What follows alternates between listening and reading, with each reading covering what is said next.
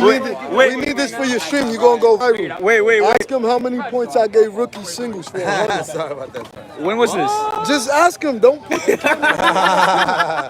He got his Wait. We actually had this conversation at Hoover not so long ago. Yeah. They were asking me, right? Yeah. Who has more titles, rookie or Timbo? I said easily Timbo. No.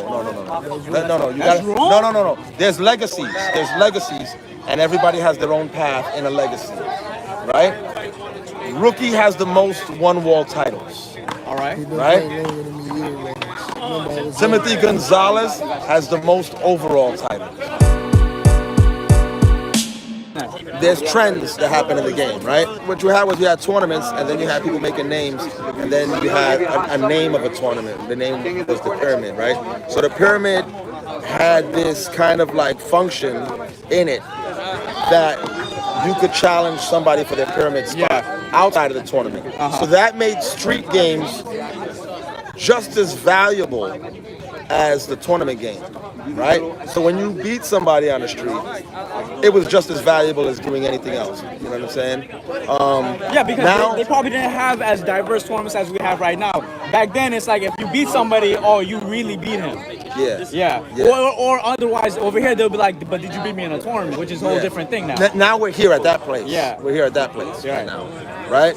But the trends changed over time, right? So when you was filling out an A card form, right? Because you had a meeting. There's meetings for the A cards. There would be like 6 points of criteria on it. It would be like first place tournaments, second place tournaments, if you won B tournaments, second place B tournaments, who you beat on the street. That was actually part of the criteria, who you beat on the street. Now that who you beat on the street is no longer part of the criteria. That's dropped. Yeah. That went with the change of the trends. So before you said there was criteria you have to fulfill to become an A player. Yeah. How did those criteria change now?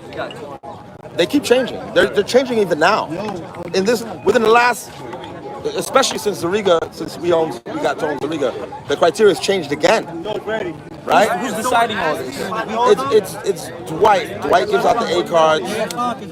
There's no longer a committee of people that fills out forms. So Dwight has to get information funneled, or he has to be there, right? And he makes the final decision. He makes the final call, right? So now, how was the tournaments run before my generation came? Like as in like how were they with the rules and like running a whole tournament? Like what things that they used to do different that we completely do different now? Which I know they do things completely there's different. not much difference. Not much. There's no, because now we're following certain rules. I doubt they were following those same rules back then. There's not much difference. So they were following the same USHG rules that we're following right now. No. The tug of war that's taking place now also took place back then. So with the rule, okay. So basically, this one is not USHA rules. This one is not a USHA tournament, but we want to be sanctioned by the USHA, so we're kind of trying to follow their rules. The same thing that's happening now. There's almost no difference between yesteryear and this year. There's almost no difference. Now, we have a difference now, right? The difference is in the concentration of players, right? Because now we lost something, but we gained something, right? So back in, let's say, the 90s, the mid to late 90s, handball was far more participated in all over the city. You could go to every single handball court in the city, and there would be people there playing at a very competent level, right? Whereas now you don't see that. Now you got to go to a particular park in the borough, right? And then you may have a park or two orbiting around that area, somewhere in that borough, right? So you'll have one main park in the borough and maybe two parks orbiting that, right? Now, that's the situation now, where before it was every single park, right? But now we have knowledge of more international play, right? So we have a Euro tour, and we have like Wait, but what does this have to do with the rules that we're talking about? The fact that because we have more international play and the internet exists, the remaining people that are concentrated playing are aware of those away tournaments. I follow you. Let's say Ireland tournament or Euro tournament, right? And so since we're aware of that, we are aware that we need to be adjusted and prepared for some of those tournaments. So we started integrating that into some of our games. So when you saw those free tournaments that I was doing in Costa Rica, those were rally scoring. All right, that's for international play. Yeah. You see what I'm saying? Other tournaments also did rally scoring. Other tournaments followed USHA rules that were just street tournaments. Yeah. They weren't sanctioned at all by USHA. This one, they tried to do some type of hybrid of USHA, but it didn't go all the way. It was what we know and mixed in with USHA. Okay, I do gotta put in my input here. Yeah. I would slightly disagree with it when it comes to the rules. I feel like recently we started implementing more USHA rules and started implementing in our regular tournaments. When I started playing handball back in 2017, 2018, when I joined a tournament, we weren't necessarily debating about rules as much. We were going by street rules in most regular tournaments. Recent in the last 3 years or whatever, we started. Did we start? How come? No, I'm gonna keep talking. I'm gonna debunk that. But keep talking. Okay. But yeah, recently I feel like we've been trying to be like, oh, USHA rules, straddle shorts, and all this other stuff. Yeah. But I feel like before it was more, street rules, more in a meaningful way. That's because you were participating in street tournaments and you weren't participating in the more organized tournaments. Okay. The tournaments that were governed by organizations that have years in the game. You weren't participating in them because most big ball players don't participate in them because they have how do you say it, like acquired a taste for how we run things here. It's more efficient than what it takes to run things legally. Legally, they have to do a lot legally. They got to get insurance and all that stuff. Then they got to charge high entry fees, and you don't get as big prizes. So many players kind of didn't participate in them because the juice wasn't worth the squeeze. So kind of like what Waldo was doing back then. They were like creating all this different atmosphere from what people were already used to playing in the streets. Wall ball was an organization that was organized and had their own rule sets, but the rule sets was 99.9% identical to USHA. Okay. Right? So they integrate. I'm assuming that was on purpose. Yeah. There's only tweaks you need to change. You don't got to change the whole thing. Right. Just tweaks, right? So, and then they made it like more, I guess, participant friendly, more user friendly for what we're used to on the streets, because the organizer of that understood what people on the street were doing and what they didn't like, what they liked and didn't like. So they kind of made a hybrid system. But if you take today as an example, right? You take today as an example, they used USHA rules, right? But there were no goggles. Right. USHA, you got to use goggles. Okay. Right? You made your own calls. Like today, we use USHA rules, but we didn't use goggles. Yeah, and then you made your own calls. You made your own blocks. Right. USHA, you don't make your own calls. Okay. You don't make your own blocks. Is that because like the differentiation from small ball to big ball? Is that no? It's not a small ball thing. It's not a big ball thing. Okay. That's one wall. There's no small ball and big ball. It's one wall. Right? Those rules are made for one wall. Okay. Not for the ball. It's for the wall. Okay. Right? So the stuff you saw today was an attempt to apply USHA rules in totality, but didn't quite go there. Even Allen's game, the controversial game that Allen had. No, excuse me, not Allen's game. Taiwan's game with Jomar and Sam. Right? That was a clear case of what exactly are we doing here with regards to the rules. Alapuzzi walked in right behind me, sat next to me, and he saw Allen playing. He couldn't believe he was playing. He thought Allen lost. When he was here today, and he left. Yeah. So when he left, Allen lost. Yeah. But when he came here, he saw Allen playing. How the hell that happened? Yeah. Right? I told him what happened, and then Taiwan, we got into a conversation about Taiwan's game, how Taiwan lost. Taiwan lost, and the USHA rules were directly applicable to how he lost, right? Jomar had point game. Jomar and Sam from Philly had point game on Taiwan. Jomar made a final kill shot to win the game, but he spoke, huh? Yeah. But that huh was too long. Okay. Right? Now, when he did the huh, and it was too long, it dragged out, Taiwan was already on the ball. Taiwan didn't get the ball because he felt that affected his play. Now, Alapuzzi said, you're not even supposed to make your own calls. The referee's supposed to call that. And it is upon the referee to decide if that affected the Verbiage affected the play, and then it would be over. Okay. But it was just played as a street match. Okay. So it wasn't totally integrated. You know what I mean? It's like an adjustment because it's so foreign and so alien that it would distort the way we actually compete. So now I understand. Back then you were still playing the same rules, but now what I'm saying is that those same rules now it's because of social media and stuff. Now everybody has a common knowledge of the rules. So now in even regular tournaments, we all kind of know what a USHA rule book is like about. We know the book, Right? That it exists. That exists, Not and we know all some of the rules, rules. not all the No, rules. we don't know all the rules, but now we're more knowledgeable. Yeah. But back then you were playing those rules, but in a more well-organized tournament, in a more well-organized event. Yeah. Not necessarily like somebody just wants to throw a street tournament. They might not follow those rules. Yeah, they're not. But just because they didn't follow those rules doesn't mean we weren't playing those back then. We're playing USDA rules pretty much every single tournament, right? No, So, I disagree with that. well, I'm saying to an extent because everybody has a type of knowledge of the rules now better. There's more USHA exclusive rules slowly being integrated into street games.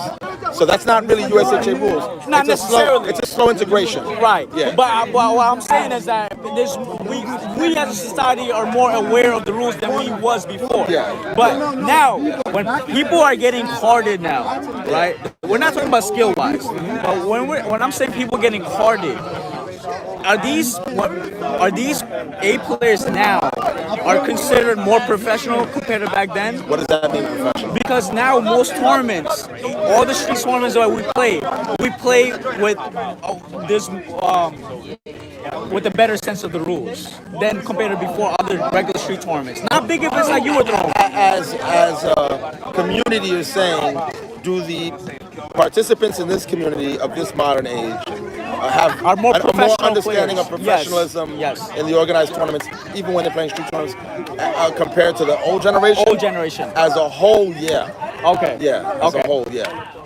I'm not saying that we have better A players. I'm not talking about skill wise. I'm not talking about skill wise at all. I'm just talking about the professionalism As, to it. as the knowledge of it and the exposure to it. Remember, they're integrating it, pieces of it. You know what I mean? Until eventually it'll be the norm. Right. That's what we're trying to get to. Yeah. Until eventually it'll be Taking the a norm. long time, but we're getting there. Yeah. Does that mean more players, right? So you could have 70% of the players now, 80% of the players now that are actively competing are more aware of the organized rule sets and more exposed to the organized rule sets, right? Yeah. You could say that, 70, Yeah. 80%, right? Yeah. That's a lot, right? That's almost 100. Now, back then you would say 30%, right? But there were way more players more back players. then. Triple the amount. No, not triple the amount. Every park in every city had Right. Handball. Okay. Way That's more far, than triple. That's far more. That's far more. All right. It's a normal thing to have a 64 brackets on a regular basis. You don't really see that much. Did you guys right now. finish tournaments on time before? Because when you have such a big bracket, No. Well, your age, how old are you now? 25. All right, so you're in a generation of decadence, right? You're in a lax generation where self-serving behaviors and attitudes are more prevalent, right? Okay. You do this, I want to get this over with, I want to do that. There's no on time. That exists now. That on time conversation exists now. That did not exist back then. No, back then we're at a tournament. And we're finishing the tournament when the tournament finishes, period. That conversation doesn't exist. Oh. That's something that is the new modern age soft. The people today are soft. So you guys was complain about the finals weekend. at midnight? No, till 7 in the Not morning. literally No, midnight. till 7 in the morning. Till 6 7 in the morning. You guys complaining now about 1 in the morning, 2 in the Wait, morning. but how are you that's, playing at night, That's though? a cakewalk. It's a normal thing for people in my day to be like, yo, remember when we used to play from 7 in the morning to 11 at night? That's a normal conversation. Now the normal thing is you're playing starting after 3 o'clock in the afternoon until it gets dark. So it's a totally different dynamic, a totally different way of how the culture is.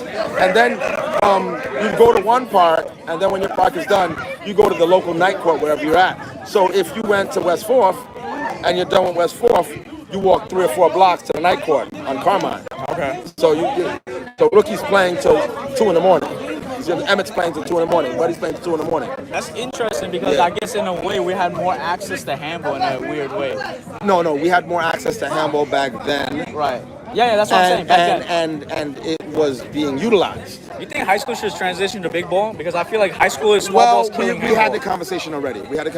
Right? So what was the conclusion? Real quick? that they already tried it. They already experimented with it. And what happened was the numbers decreased. I find that so hard to believe. Yeah, I know. Why is that, Me do too. you think? I don't know. I don't have a clue. When did they big start ball doing that? Big ball is way more user-friendly than the small ball. When did they by experiment? far. I don't really know, but I'm going to take a guess because of the conversations we had. It was me and Jared from the USAJ. Okay. Shout out to Jared. I got to say, shout out. You know my guy. You're my guy, Jared. I got to say, it's 2025 right now. I got to say it was in the last 15, 20 years.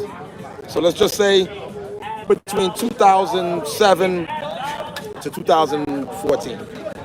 Okay, they did a little experiment. That window, yeah. All right. So they integrated it. Even like BB, she went to a Catholic school, but she had a handball team in her school that competed against all the other high schools. Okay. Her curriculum was big ball.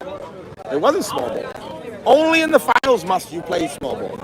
So in the finals you got to play small ball. That's but so weird. You weren't mandated to play small ball in every school. You could play big ball. Okay. Right? So, participation went down. But the culture back then, I guess, was more small ball, no? Because you had Buddy, you had Emmett, you had all these guys playing pink ball and small ball. And Coney Island, they're playing small ball, big finals, so many people watching, no? The street game of handball was pink ball, Spalding, right? But the more organized, uppity players, the divas, were playing small ball, right? So it's like the oppressed had a thing to look at the oppressor, right? This minority sport is for us minorities, and you guys who are not minorities, you're over there in Coney Island playing small ball. You see what I'm saying? Interesting. So there was a divide, right? There was a divide. And now pink ball had its champions. At this time, high schools were playing with what ball? High school was playing with a black ball, with a small ball. Okay. Almost every high school had a handball team. Then that means that everybody in every borough, there was hundreds and hundreds of kids playing small ball. Even in my park, even in my block, right? My block is no different than another block. I'm playing handball recreationally, but the high school champ is there on my block, and he's playing ball. He lives on my block. Yeah. He's first singles. So one might say, like, somebody in high school that was playing black ball, he comes to a regular park, he might be playing pink ball. He might play pink ball, but he's coming in there with a black ball to Okay. practice because he's got to play in school. All right. Right? So you'll see small ball all over the place. Now you don't see that. Now you just see small ball on Coney Island, as opposed to being everywhere in the city. Okay. Right? Now there's 3 parks. This is one park. Braddock plays small ball. Coney Island plays small ball. Bailey Park and the Bronx plays small ball. Outside of those three parks, you don't see any other park playing small ball, right? So you're standing in one park that does that. Saturday and Sunday they play small ball here, right? Okay. But no, high school kids are everywhere, and high schools are everywhere, and there was a team in every high school, and all those teams played small ball, black ball, called the black ball, not Spalding. But that's contributed to the totality of the activity of handball players in all the parks. I feel like they small ball's killing the sport in high school because kids don't transition. They don't know how to transition. And most of the players in high school, what's the thing? Oh, they're not even that good anyway. When they come to the park and they play, they're not really that good. All right, face on. All right, so I have opinions about that. Very strong opinions about that. There's a plan in place right now by some of the heads of state, right? The heads of state are some of the guys governing one wall, right? And one of them is to detour from running so many pro-level events and starting to focus on the youth. So you're gonna see that happen really soon, and you're gonna see a lot of it. It's gonna happen. It's gonna be a whole lot. All right. Junior events. Junior events. It's gonna happen. Clinics. That's what you're talking about? No. Junior events. Okay. Now, what you said was about 30 seconds ago was that the kids in high school, small ball, they're not good, they don't transition. That's what you said, right? Yeah. Now, that's not the complaint. The real complaint is not that. There's nothing wrong with them not transitioning. There's something wrong with them no longer playing, right? So now what do all these high school kids have in common, right? If you've got, it used to be 100% of the high schools had a handball team. Now we're down to 25%, which is far less. So we lost 75% of that in funding, right? Yeah. Now, the 25% that we have left, we have a serious situation, a serious problem that I brought up to the other heads of state. And one of these problems is that when these high school handball players are finished with high school, 90% of them stop playing once they're done with high school. Yeah, because it was like a hobby to them, more or less. Yeah, but we don't have to lose them. We can keep them forever, right? Give them something to play for, as in like after school. Like now Well, they're done well, with no, school. They're done with school. Right. So now they're done with school, so they no longer represent the team because they're done with high school. Right. They So might now- go to the park, so play with their now- friends once in a while, but yeah. Yeah, they're done. They're going to college. They're going wherever. College right? is like, right, exactly. Right? And they leave the whole thing, right? Meanwhile, they became competent in the game, and they could get better, but they leave. Yeah. Everybody can keep getting better. Because 4 years is not enough for you to reach your ultimate potential, especially when you're a young kid. Yeah, exactly. Now, what we're trying to do is we've come to an agreement that we have to provide platforms for them after they're finished with school so that we keep them and they never leave. Right. And then we integrate them into the greater handball community. Right. So that's the plan going forward right now. Because as you see right now, the A cards have become a serious problem. Yeah. They've become a liability to the sport. Because now people get an A card and they think they made it and they leave the game. They leave the game.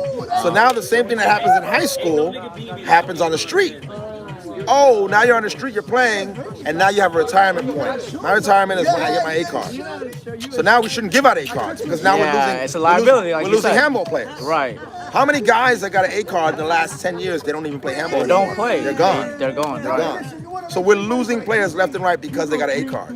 So I feel personally that we have to do away with the A card system because people are taking the wrong idea. They're getting the wrong idea for what the card represents. Right. They think they made it, they're number one, they're great. And it's supposed to be the beginning of your career. Beginning. Yeah. The beginning. You made the pro division, it's time to enter the pro division. Everything you've done before is not significant. What you do next is significant. The function but they're missing out on that. The function of the A card originally came about because they started throwing a lot of B tournaments, and once because it used to be a lot more open tournaments, not Bs, right? And then they started throwing B tournaments because the A guys were so dominant. They split divisions, and now they're having two different types of divisions, Bs and opens. Right. But now they see how empty the opens is once people started playing in Bs.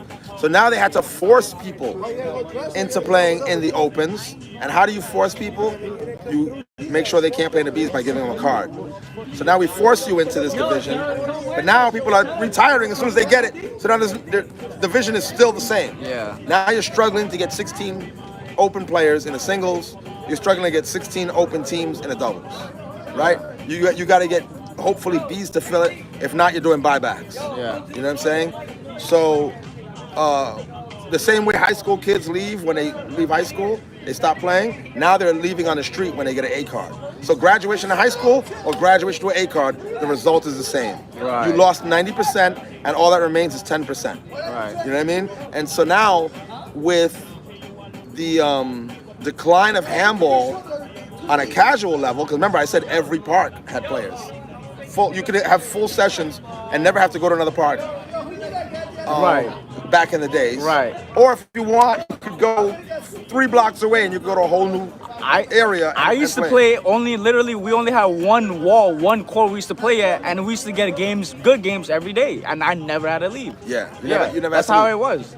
Now you're just concentrated into a small area, right? And then 10% of what remains is going to be in there. Yeah. Right?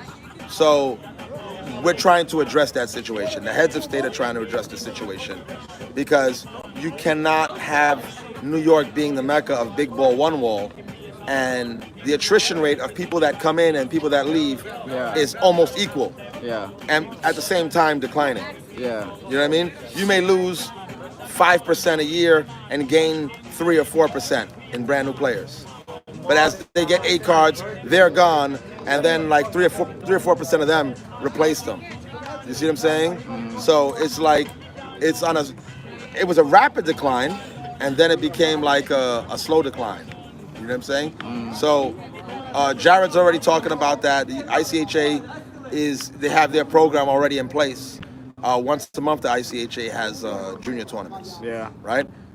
Impact Pro is gonna go hard on the youth. I got a whole thing. I was gonna say after what Nationals passed, right before Nationals came about, it seemed like Jared is just becoming more stressed every year with this event. Cause it's like more or less people are less participating, or like they're creating more problems, or like what he's doing is not being appreciated. Yeah. It seems like he's well, dealing no with one a should lot. ever do anything for appreciation, but people are human beings, Right. And they'd like to feel that what you're doing is appreciated, right? Right. But outside of the human element, 'cause that's all that is. That's the human element, right? Now you have the mathematical issue, right? The mathematical issue is this, right? Big Blue One Wall is not. Big Blue One Wall is not declining in such a way that the Nationals should have lower percentage turnouts, or be threatened by that.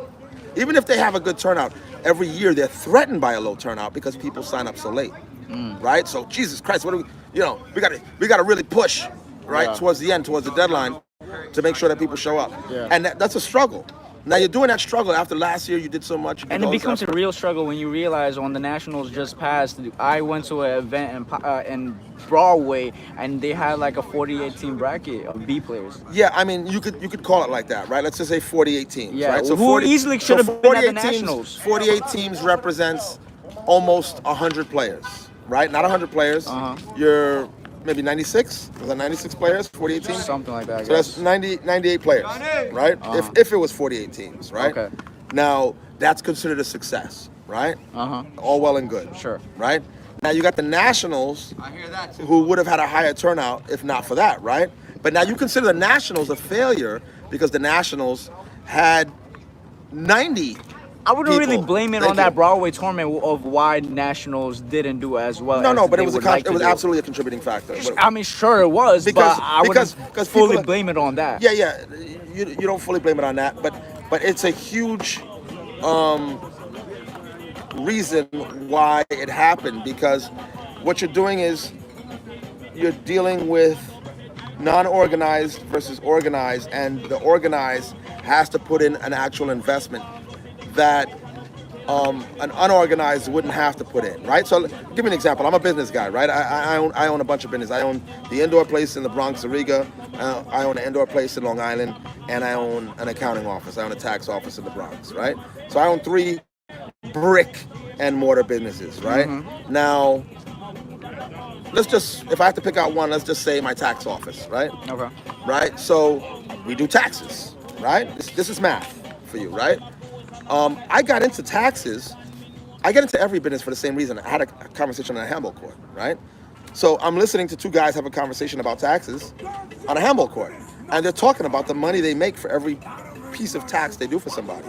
And they said they make $50 for each one. I said, you make $50 or $100 for one person's taxes, and you do like 20 people's taxes in a day? I said, that's great. I'm gonna get into that. And so I did, right?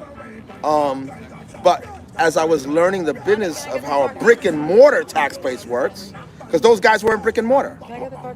Those guys weren't brick and mortar. They were just doing it in their basement. Okay. No overhead, right? Okay. So brick and mortar's not charging $50 to $100. We charge $800. We charge $500 to do one person's taxes, and we get 20 people a day, right? Wait, so those persons are individuals or businesses? They were individuals. It was Okay. 2 individuals that were doing taxes on the side as a side gig, and they charge $50 to $100. No, I'm talking about the people that you're charging $800 or $500. Like, those are businesses or individuals? Both. Okay. I don't do that many businesses, so it's mostly all individuals, Okay. right?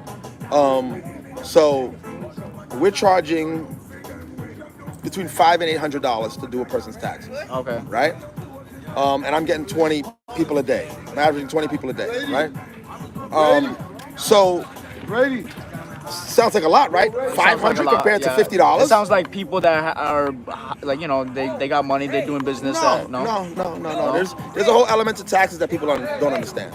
I definitely don't. Yeah, there's a whole thing they don't understand. And we're not here to get into the tax industry, right? Okay. But there's a lot of elements that people don't understand. Okay. Right? And one of them is being organized versus not organized. Gotcha. Having overhead versus not having overhead, right? Okay. So if I did it for $50 to $100, I'd be out of business in the first year. Right? Yeah. For me to charge $500 to $800, that just gets me through the year. That just barely gets me through the year. So I'm doing more and charging way more to get the same result as somebody charging way less. The difference is my client is going to be way happier because I'm going to get my client far, far more than those guys in their basement. Gotcha. Right? So they're going to get way more. Absolutely. You know what I mean? Yeah. Because we, have a thing that those guys in their basement cannot accomplish, right? Like how you explain unorganized to organized. Yeah. Right? Now, you got this organized situation, an organized tournament versus a street tournament. Street tournament doesn't have a permit and countless other things. They're not paying this person, they're not paying that person. And in some street tournaments, they do, right? Some street tournaments do pay refs. Sure. Yeah. Right? Some they do that, right? Yes. But an organized tournament has a lot of overhead behind it. They do. And you got to do a lot more to compete with people that are investing so much less, requesting. All right. Appreciate you, brother. Thank you. Right? You and too, you got to do a lot more. Good playing today. So now in USHA, for instance, they're charging $80 for one division. That's a lot of money to somebody. Yeah. As opposed to somebody charging $20, $25. Right. Right? And then the $20, $25, they're gonna give you a bigger prize than somebody charging you $80. So when you do the math, right? Because this is a math situation, man, that tournament in Broadway doesn't look so bad. I'm gonna go there. Right? Forget about the titles. Forget about the history that I'm going to be involved in. Forget about the magnitude of this event. I'll just go to this one that's here today, gone tomorrow. Right? And so, but that thing is there. So now that tournament is there, that street tournament is there, competing against this organized tournament. Back in the days, you didn't see street tournaments competing against organized tournaments. Right? So those organized tournaments had huge turnouts and huge followings, a lot of spectators. So now when you have another tournament, you basically divide all that, and now you're giving them incentive to go somewhere else when these people have this big project. Now, but isn't that creating more business for the handball community though? Because now you have handball competitors, USHA versus, let's say, Handball United on that day, right? No.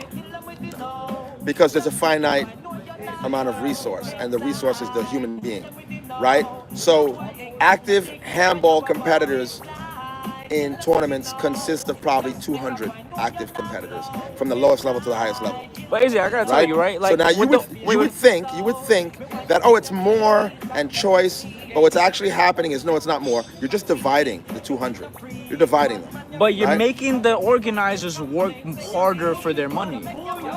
So that well-organized tournament could be even better and more well-organized, and it's gonna make those audiences or those people go pay for it because you're doing more and better because of the handball competition that's happening. Let's look at the reality then. Okay. Since you feel that way, let's look at the reality. Okay. All you gotta do is go back in history, right? Big Ball Nationals hasn't been around long. Small Ball Nationals has. Small Ball Nationals is probably almost 100 years old, 80 years old, 76 years old, right? Big Ball Nationals is probably 10 years old. Okay. Right? When Big Ball Nationals first happened, it wasn't as big as the small ball ones were because they still had that predication. The players still had that predication that they have now. Hey, that's a lot of money, and we're not getting a lot. So they had that even when it first started. But due to the fact that there wasn't any competition because of respect for the event, the turnouts were bigger and more respectable. Oh, you're going to get 150 people, 170 people. Now, it's not open players, but it's a total, right? All right. It's not open players, but it's a total, right?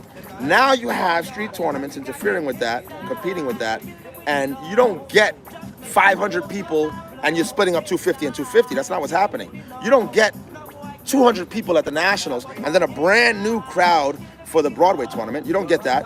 You're just splitting up what's already there, right? And now what's happening is the organized event gets smaller and smaller because they have to put in more. They're obligated to. They really have to. They have to, right? You know? Because it's an annual event. Yeah. It's not that it's an annual event. It's because there's overhead. Like, remember I said I have a tax office, and I have to charge 500 to 800, not 50 to 100. Yeah. But I have overhead. I have rent to pay. Right. You see what I'm saying? I have employees to pay. Right. The overhead is there. Whereas a street tournament doesn't. Look, if I own a restaurant and there's a guy selling my same food right outside my restaurant, if I'm selling $2 for a piece of chicken in my restaurant, and he's outside selling the same chicken for the 50 market cents, for no reason. 50 cents right in front of my store. Yeah. They're gonna buy the 50 cents in front of my store. Absolutely. Right? Absolutely. You know, you're making a great point. So you have overhead, Yeah. right? So when you're charging prices, you're charging not for just the material, but you're charging for the overhead. I can agree with that. You see what I'm saying? So when I charge you for a piece of chicken, I'm charging for the chicken and my rent and my staff. And I gotta put the chicken in the bag, and I gotta buy the box, right? That's all overhead, right? As opposed to some guy that's just selling shish kebabs right in front of my store, and he gives you a stick with some meat on it, and I'm out sold, just like that, right? Overhead is a totally different situation, right? Yeah. Now, when you concentrate the organizational applications of handball, right? And they get that exposure. What happens is they get more. Let's call it in the social media world interactions, more views, more interactions to the organization, right? When you have an organization that's centralized, they tend to get their capacity, right, of interactions that happen, it becomes noticed, right? So that's how basketball gets corporate sponsorship, right? It's about interactions, right? So people are playing basketball, people are watching basketball. Hey, let's put more money into basketball, right? And to me, basketball is a street thing, to me, right? I came up in the projects. We have like, the projects have a block day, and basketball happens. There's a DJ out there, right? I went to a basketball game for the first time in my life last year. First time in my life. I went to see the Nets, Barclays, right? And I couldn't believe what I saw. I was flabbergasted. I was blown away. Sat down. I was maybe like 10 rows away from the first row. And I said, holy smoke. They took the hood and sold it back to us. I said, this is no different than Block Day, Parkside Day, where I live. This is the same thing. Same DJ sounding, same noises they make, and the guys look like everybody on my block. I said, they sold us our own stuff back. They took our culture and sold it to us. This could easily be handball. Easily. Now, we declined from the 90s till now. So now we need more interactions. If we had it back to the way it was in the 90s, and we didn't know what we had in the 90s. You only know it now because it's gone. Right. You see what I'm saying? We didn't know we had that. Yeah. Right? But if we had that now, you know how prominent what that we see right now is what it felt like you guys were seeing back then. Yeah. You guys just thought it was a street thing. Like, Yeah. Everybody's doing it. Like when you play basketball in every block, somebody playing basketball in every block, exactly. no big deal. That's the same thing with handball was. Right. Now, if you see somebody playing handball on the block, it's like, yo, let me see. I stop my car when I see somebody. Absolutely. And I'm like, yo, people playing handball somewhere here. What? Oh, what? This player's here? Yeah. It's amazing. It's like seeing a white Bengal tiger, a rare animal. Right? So, if we had it now, like the way it was in the 90s, the amount of corporate participation in this would be far more than what it is now. We're talking about Gio with Scion and Nike and Timbo with Red Bull, Nas with Adidas. Yeah. No, this would be something else completely. This would be something else. So totally. Next Generation Handball, shout out to Peter Pinto.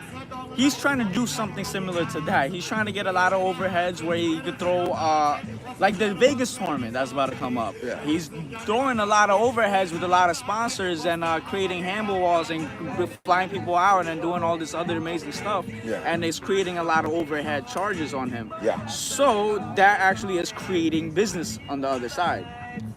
Yeah. For that event and for him and his businesses. Yeah. So like so we need that. So like when it compares to USHA's event that day at the Nationals, not USHA, USHA. Yeah, their event at the Nationals and the event that happened at Broadway, the event the event that happened at Broadway affected that tournament that happened at the USHA, because now it's like that an analogy you use. Like, I'm at a restaurant and now somebody's outside selling the same thing I'm selling for a cheaper price, and now it's ruining business for no reason. Yeah. So but now USHA needs to pay off that overhead. They need those people to be there. And we as a community got to come together and do that. Yeah. So I guess I do gotta agree with you on that aspect. So I take that back. So I guess that's not really creating more business. That's actually doing the opposite. Situation that's happening in Vegas is going to be operating at a loss. So from a business perspective, I mean, they say the first 3 years you don't make no money. No. That will forever operate at a loss, right? So, Vegas is not a joke. You could have different demographics anywhere, right? New York is different than Philadelphia. If you go to Florida and get a job, you're going to get paid less, right? You get paid like 30% less in Florida, right? Minimum wage in New York is different than minimum wage in Florida, right? Different demographic, right? Different geography. Now, Vegas is another place. Vegas is heavily, I'm going to use that word predicated again, heavily predicated on tourism, right? It lives and breathes and dies on tourism, right? And because of that, right? Yeah, go ahead. Because of that, the cost to do business in Vegas is fairly high. So I can't imagine what the 3-wall ball tournament was dealing with when they were doing the Vegas tournaments. I knew I had inside information with everything. I was dealing with the heads of all that. So I got the numbers on it.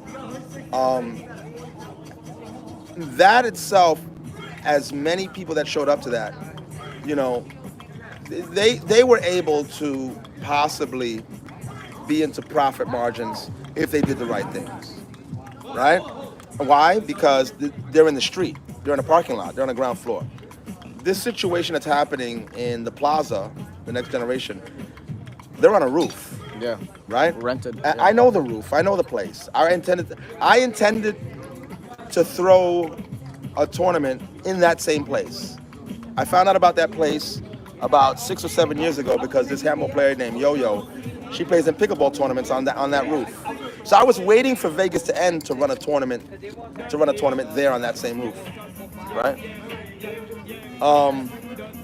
But I heard Peter Pinto do an interview on Justin Rodriguez. Yeah, Handball Access. Handball Golden thing. Yeah. And I heard what he was doing to make it happen. And when he spoke some of those things, I realized, oh no, I could never do that. I would not be able to afford to do that. It would not make business sense to me to do that. Right? He's getting a crane to lift 3/4 inch plywood up there. So before you ever assemble it, you're getting a crane to load it and go up there. I ain't doing that. Right. I never had a shot, basically. Yeah. Right. So I would have been waiting for something that would have never came. It's beautiful that we have a benefactor like him to do that. Now he himself said on that he's getting favors brought in, so he's getting that done for free. I certainly would not have been able to have the network to get that favor. Yeah. So that's a great thing that he's networked enough to have that. So he's utilizing his resources that he has. He lives in Vegas. He's got great resources. He's probably got great partnerships that are aligned for him to kind of like, in some ways, subsidize the costs. I can't speak for Peter. We never actually had a conversation face to face. But what I think he's trying to do is like use his resources and use his connections to throw this, like, you know, I don't want to use the word failed, but let's just use it, failed event to show it to his sponsors, his connections, like, look what we could do with this. He's trying to put up a plate, a free plate, like a platform. Yeah, but you know when you walk by, they give you like free stuff, like samples. Yeah. He's trying to provide a sample to attract sponsors. I think that's what he's trying to do. Okay, well I don't know. He didn't say that. No, he didn't. But I'm assuming. I'm guessing. That's not how you get sponsorships. But I have no doubt that based on where he's at, there's no shortage of people that are connected to somebody. He has a lot. I heard him mention something about some guys from UFC, and he knows people that work in UFC. So he's got resources. He's trying to get So he's UFC to back resourceful, up what he's doing. Right now, he didn't say I'm gonna go shop around, and you need to do that to get Yeah, sponsorships. you do, absolutely. It's very rare that they just pop up in your lap. You need to go out and do the footwork to get those sponsorships and get those partnerships, right? And he didn't mention that he was doing that. So that's just like something that you're expecting and something that you think that makes sense to do. But he didn't mention that. He mentioned a lot of things that are reasonable, but I'll give you an example, right? He said things along the lines of handball players, we just do what we do. And, we're not professionally paid, right? We're not professionally making money, right? Whereas in Europe, and you go to Spain or the Basque region, you have the handball players there. Their national sport is handball, not baseball like America, right? Not soccer like Brazil. Handball is their national sport in the Basque region, right? And they get paid to play. They get sponsored. No, they get paid. By who? They get paid. There's corporations that like Yankee Stadium, right? Yankee Stadium. The baseball players get paid, right? And when you look all around the stadium, there's advertisers all around the stadium. Those are all corporate partnerships that they have that are able to pay these leagues, and then those players individually also get partnerships with these corporations. So you got the stadium, the league, and you have the player, right? Those are all individual things where there's lucrative benefits to having all that covered, right? Now in the Basque region, the players get paid a good sum of money. They get paid 90,000, 70,000, right? Some of them, the highest paid ones are like 140,000. Isn't Lur from the Basque region? He's from the Basque region. Yeah. I threw big ball one wall tournaments. I collaborated with Lur 2 years ago to bring one wall to the Basque region. There was no one wall before Impact Pro. They have a different type of handball, right? They have Basque pelota. That's their handball. Yeah. The court is like hard ball that very dense. Yeah. Yeah. It's 130. The court is about 135 feet long. Sure. Right? So it's a big court, right? It's a highlight court. You know what I mean? But they're playing handball, their version of handball on that, right? Now they don't ever want big ball in their schedule. They don't want it. They don't like it. They rejected it. We did a radio tour. We didn't, because Lur's brother is a professional fronton player. He gets paid. He's a professional. Why would they get paid? What does that mean? What do they do? What's the exchange between the player and the corporation? Okay, so Isn't fronton a Mexican sport? no. It's from the Basque region. Okay. Mexicans play it, right? And they play it in depth. There's thousands of them. Right. That's what I see on the There's videos. thousands of them, right? Yeah. But the exchange is this. Their games are broadcast on television. Huh? You mind if I get one? Yeah. Thank you. Their games, their matches are broadcast on television. On Friday they're broadcast, and on Saturday they're broadcast. So they're on actual TV. Is handball, big ball handball on TV? Not at all. No. Not at all. Best we got is 10's finest. Yeah. Yeah. So A YouTube what? channel, So right? what kind of exposure do you really get? Yeah. You see what I'm saying? There's no trade-off. Not saying that Phil didn't do big things, but he has. But that's not No, the point. he covers it consistently. He's Yeah. doing a great job. Yeah. Right? What about Sasha? Like he's playing like that same type of type of handball? No. he's not. He's playing Jager. That's a regional sport where he lives in Spain. There's a lot of different areas in Spain. He lives in a rural area. It's not a city like Valencia or anything like that. It's kind of funny. We were talking about clothes. Now they're bringing their clothes over here. That's why I said that. Because the hybrid aspect, you're bringing your specialties to another code, and you're seeing how well it will do, how well it will apply. Yeah. Samson beat Rookie Yeah. Sasha in beat one a wall. lot of top one Sacha players. beat Timbo. Yeah, and Mickey, and one Sacha tournament won with a Melanie. Sacha won with Melanie. Yeah, exactly. That was incredible. He doesn't even kill the ball, and he beat D-Boy, who does nothing but kill the ball. Right, absolutely. You know what I'm saying? So you're bringing in your skill set that is oddly different than what you need for this, and then it works. And that's why I love the hybrid merging of the codes. I love it. Yeah, it's and really that's why interesting. when I collaborated with Lure 2 years ago, I said, you guys, your national sport is handball. but you guys don't do our thing. I want our thing over there. So I ran 4 tournaments over there, and now Big Ball is part of the Federation schedule. So it was a huge success. It was a huge success. Wow. You know what I mean? I thought you were saying they were rejecting that. They did. Oh. That's the precursor to the point that I'm making right now. Okay. They don't want nothing to do with it. They rejected it. They pushed it away. They don't want that interfering with their tradition, because their version of the game is a tradition, and it's what they do. Now that they see this thing is here, and I put money into it. So the tournament was free. Whoever wins gets $2,000. Yeah. You know what I'm saying? So most tournaments over there are for free anyway. It's non-profits, no? Because no players don't get no money from winning a tournament over there. That depends on what you're talking about. So Depending on the type of handball? yeah, it depends on the type of handball. Okay. Because there's handball. Remember, Lur's brother's a professional handball player. He gets paid, right? He's on TV, right? He's the one that was doing the radio tour for the one-wall tournament that I threw. Right? Yeah. I can't go to Basque I got off- and yeah, my bad. I can't go to Basque and get on the radio Yeah. to promote my tournament. But Lur's brother did that. Okay.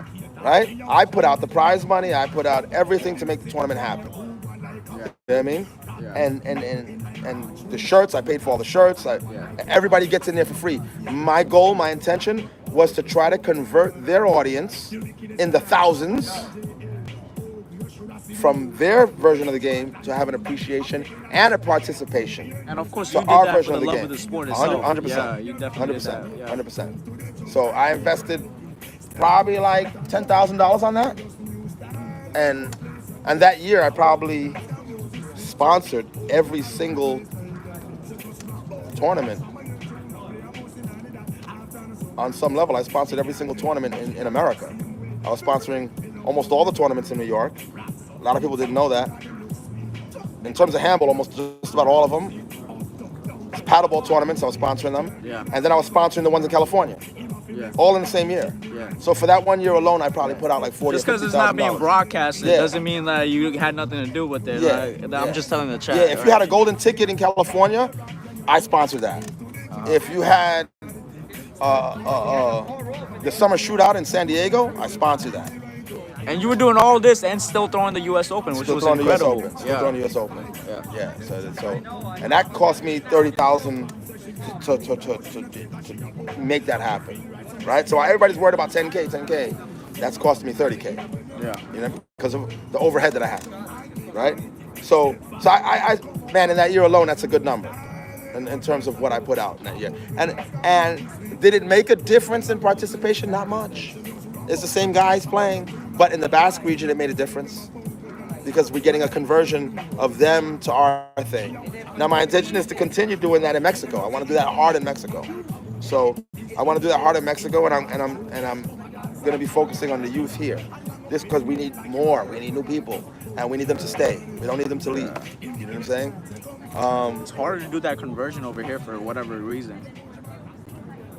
Well, the conversion here is not the same because you, like I told you, you're young and you're in this time of decadence, right? Of self-serving attitudes and behaviors. What time does this tournament end? It's a lot. We never had that kind of conversation back then, right? And now you got cell phones and video games and people just wanting to just relax, stay home, watch. They don't even want to spectate anymore. They want to stay home and watch it on the internet. So we're having a lot of different issues that are hurting, right? But you don't get that in Europe. You don't get that. There's not that many distractions. Why do you think they're working out? Why do you think they're drills? In Mexico, when outside of America, this thing of decadence and self-serving behavior, that's pretty much Non-existent. it's non-existent. Okay. And so that's why they're able to train, and you'll notice the athleticism. You'll notice it. You notice Sacha's athleticism. Yeah, you Lur notice too, it. absolutely. You see it. Yeah. That's because they don't have any distractions. Yeah. They don't have any distractions. And you got to see the facility we have in the Basque region when Impact Pro does the Worlds. We're going to do a Worlds. You got Dan Grant, so many Yeah. people to name. Luke. Gerardo's playing with some guy, I forgot, in the B doubles actually coming up with some guy, I forgot what his Mikhail? name. Mikhail. Mikhail. Mikhail. He's from the Basque region. Okay. He became a big ball player during the tournaments that I threw. Nice. You see, there you go. Yeah. So that he's part of the conversion. He's part of the conversion. We threw a Euro stop. So while Europe had their own series going in, with their own personal Euro tour. I funded a tournament in the Basque region where all the Europeans were allowed to play, and they all showed up. Everybody, even in Ireland, and Ireland doesn't show up to the other Euro tour tournaments. Can you imagine? I'm trying to imagine what kind of promotion they ran. Probably not a lot of money involved in that promotion for that tournament, and a lot of people showed up, right? I don't understand what you're saying. I'm saying like how over here when we throw a tournament a week before, we sharing on Facebook, we're telling people about it. All social media, share. Somebody tell everybody that this tournament is happening this Saturday. I'm saying that kind of promotion for that tournament that you threw. It's different because Europe is not the same as America, right? So if you have a country in Europe, let's just call it Italy, right? Or the Netherlands. Let's say the Netherlands. Netherlands is great, right? That's Amsterdam, right? Amsterdam itself is no bigger than the Bronx. You see what I'm saying? Wow. Italy is like no bigger than Texas. And Italy's a whole country. So Italy just fits into Texas. Yeah, Same thing with France. Okay. Right? So when we say something for our country is so huge, right? And the whole country don't play handball, right? Or big ball, one ball, right? So we really mean New York, right? 5 boroughs, right? Yeah. But the 5 boroughs is huge. It's big, yeah. Right? Now, you compare that to one of their cities, their whole city is small. It fits into one of our boroughs. You see what I'm saying? Now, we're going to do a Euro tour, right? So that's all the Europeans that are actively playing. So they send it out in the network, right? That means Italy, France, Belgium, Netherlands, right? And whoever else, right? But then you got Ireland, who's not part of that. They don't consider themselves part of that, right? And the GAA guys, they have their own thing going, and they don't compete in the Euro Tour. They don't. Oh, they don't? They don't, right? They have their own thing going, and they want to stay separated from it. The Basque tournament that I threw, the Europeans came and the GAA Irish guys came. Martina McMahon, I think, played, or Katrina Casey. Katrina Casey won it. She won it. She's the #1 female handball player in Ireland. She was supposed to be at a 4-wall tournament. She forgone the 4-wall tournament and went to a 1-wall tournament. The Impact Pro Eurostop in the Basque region. So it was, but the facilities are something that you can't even imagine. They're amazing. I got a choice of a bunch of facilities to throw the world tournaments, and one of the tournaments, one of the facilities, because each pro stop we did a different facility. But you can't imagine. I can't even explain to you the seats. 2,000 seats in this one, 5,000 seats in that one, 3,000 seats in that one, and the complexity and the ambiance of the facility. It hasn't been. We haven't even seen it in our lifetime, right? We haven't even seen it. Right. So do you think it has a lot to do with the matter of people? Like the people made it happen versus over here the people's not making it happen?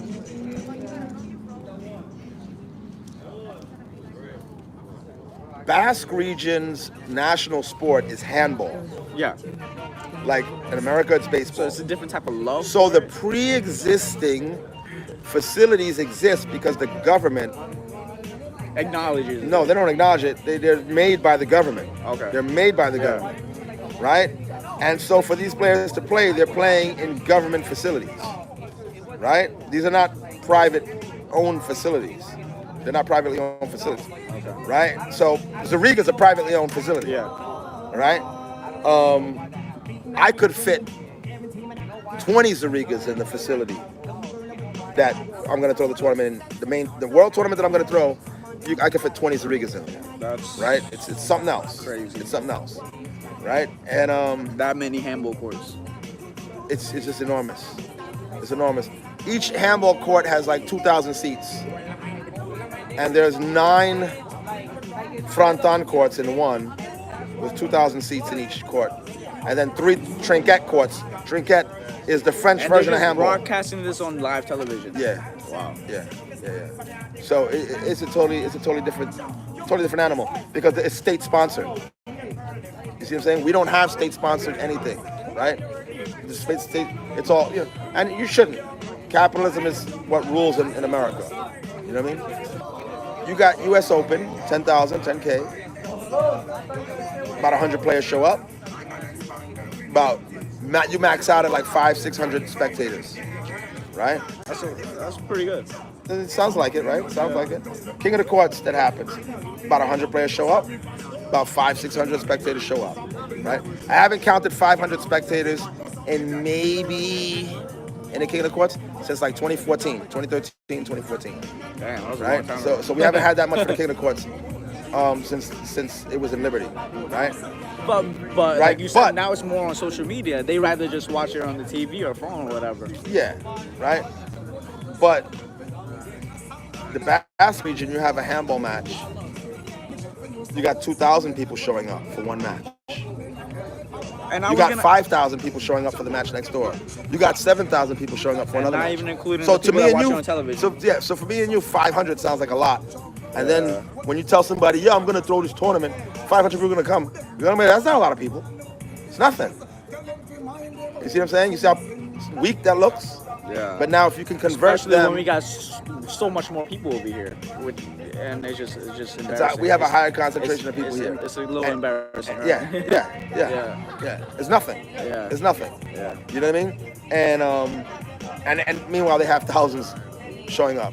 You know what I mean? If I showed you a video of Fronton in the audience, Yeah. you would be like, I've oh, seen a few. we I can't follow some even. pages in front of Yeah, him. we fill up their first 2 or 3 rows. That's it. Yeah. That's it. And you know, and people staying home for the views to watch it on the internet. Maybe not even that. You know Okay, what I so mean? handball's going, just not here. But that's the attrition rate I was talking about. So it's spreading, right? It's spreading, and that's a good thing that it's spreading, and it's gaining a touch of traction. Ireland, they're doing it. Ireland's doing it. Ireland, yeah. Ireland's doing good work, right? They got programs and all that stuff pays off. Like you could see it. If you would have went to the Worlds in Ireland in August, they had like 800-900 people there, all to play one wall big ball, nothing else. And half of that was children. They were children. And their parents, their moms, are not soccer moms. They're handball moms. They drive their child to handball practice after work. They drive an hour after work, watch their child play or practice for an hour and a half, and then they drive an hour back home. That's mom, handball moms. So we don't have that here. No, not even. You see what I'm saying? Our parents ain't even here. They don't even know we play handball. Most of them. They don't even watch a game. They don't even watch a single game. Yeah. So that's what they do over there. Mind you, there's no money. There's no money involved in it. There's no money. So they're just doing all this to do it. Whereas we want the money now, and so we take from the future so we can have it now in our face, get in my pocket. Ooh, I So have we're another taking question. from the I had future. another. The money, right? Now we're always saying money this, money that, da. We're always crying about money, right? Yeah. What do you think a host, an organization, or whoever is throwing a handball event and has the heart to grow their organization, but maybe even handball as a whole? What should they do with the money they're getting? 100% payout doesn't seem like a viable option. It makes no sense when you're saying 100% payout. What do you think a host or organization or when the USHA is $80 to get in, what do you think after paying the bills, after paying You're the saying what's the overhead? balance? What's the proper thing to do? I'm saying what should they do with the money? With this balance that you have, Yeah. right? After paying off rent. There's money coming in, and then there's money going out. Yeah, That's what you're after saying. you pay your refs, and you break even with all the things, park fees, like permits and all this other stuff. Like, Yeah. what should you do with the remaining money if there's even any fucking left? Yeah. Right now, mind you, that question is incomplete Okay. because you didn't specify whether it was organized or not organized, Okay, so organized. right? So organized. Or even somebody that's unorganized, Let's take like me. myself. Let's take I me. would Let's take okay. me. I'm a perfect example for this because I don't run pot tournaments. So there is no such thing as 100% payout. I don't do 100% payouts because I don't do pot tournaments. To me, if you're doing a pot tournament, it's not a real tournament. It's not a real tournament. It's just some shambles you're putting together, and you're playing it safe, and there's no investment. There's no commitment. You're not really committed to this thing. You have no skin in the game. Yeah. And so it's just fly by night if things don't work out, I'm gonna vanish. I'll cancel. I'll do whatever. I'll pay this. I'll pay that. I'll pocket some. No. I say this is the money that you're getting, or not. This is the trophy. There's no money. Right? There's those free tournaments, right? Some were trophies, and some was guaranteed money. Remember that? That was just recently. You're right. You never heard me. You never heard me say 70% goes to here, 30% there. I don't do that. I don't like to do pot tournaments. There's no commitment. Right there, you're saying, you're speaking unprofessional right from the start. Right? So if I tell you the amount of money you're getting, that's what you came for. You came for that. You showed up for that. Right? So if there's 1,000 teams, I'm not going to up it. You showed up for $5. I said it's $5. 1,000 teams showed up for $5. 1,000 teams showed up for trophies. The World Tournament happens every 2 years, right? How much money do you think you get for that, winning the World Tournament? I would imagine not a lot. Nothing. You get nothing. So even the Opens? You get nothing. Okay. You get nothing. The World Tournament happens every 2 years, and people fly all over the world. They fly to Ireland, they fly to Canada, or they'll fly to America. And the prize is a trophy. It's a trophy. You see what I'm saying? Yeah. And you'll get 1,000 people at that. Which was I was under the same impression, like the European, events that you don't get paid nothing. Yeah. But the Basque region, which is a different type of handball, which is like their state, that's the whole different situation over there. It's subsidized by the state. Right. Yeah. And then it has corporate sponsorships and all that stuff. Yeah. And they make a business. It's a traditional sport. It's been going on for a long time. Right. Right. Generations grew up playing it. Right. Just like baseball or like football, whatever you want to Brazil call has it. soccer and all that. Right. That's the traditional thing. Right. So you get nothing. Right? I feel, for me, the ideal situation is, here's the information for the tournament. Not some obscure cash first place, cash second place, cash third place. You get what I'm saying? I'm not, that's my personal thing. Now you're saying something else. You want information about what we should do with it. Yeah, right? What do you think we should do? But therein lies an answer I just gave you.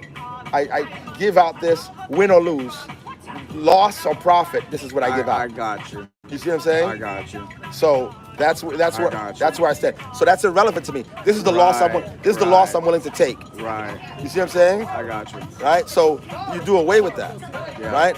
Anytime you're doing this pot situation, you can't afford to do a tournament, bro. Don't even throw a tournament. Exactly. You know what I'm saying? I get what you're saying. So and you make a great point on that. Yes. Yeah, right? Yeah. So because we're coming back to, like you said, is it organized or unorganized? Yeah. Okay. Yeah. Okay. Now, it doesn't mean you have to give out too little. It doesn't mean that you have to give out a lot. It just means that you're stating the information based on your personal resources and what you're trying to accomplish. Right? Like a pot tournament now, like the guy could be like, yo, only 5 people showed up. I can't give up $500, which I said I would. Yeah. It's a bailout. For me, my only caveat to it is, are there enough teams to have this event where I'm satisfied with the fact that there's people here? Mm-hmm. There's times where 3 people showed up, and I'm like, I'm not throwing a tournament. It's like 3 teams. I'm not throwing that. Just to say, something happened and somebody gets pocketed money. No, I like to be at the place where 18 minimum. 8 teams. You know what I mean? So that's like 7 matches and the whole tournament's over. But I'm gonna honor my fulfillment. Which you did multiple times. Yeah, I'm gonna honor my obligation to what I said. Yeah. The Thursday tournaments, it's $10 to enter on Thursday, and it's $200 first place. Right. So on Thursday, somebody's walking home, a team is walking home with $100 apiece on a Thursday. Yeah, these guys didn't have that opportunity at all. Gerardo won one of those. Yeah. No. Thursday tournaments was in 2007, 2008. Oh, okay. Yeah, you're talking about the recent stuff. Yeah. That was Monday, Tuesday, and Wednesday. Yeah. What you're talking about. Yeah. Right? Mind you, I have overhead. Uh-huh. So whatever I do there, I could be losing and the whole day, and I'm down money on a facility where I have to pay thousands upon thousands of dollars to pay rent for. Okay. Right? If not enough teams show up. Okay, right? so back to now I'm gonna tweak the question, right? Yeah.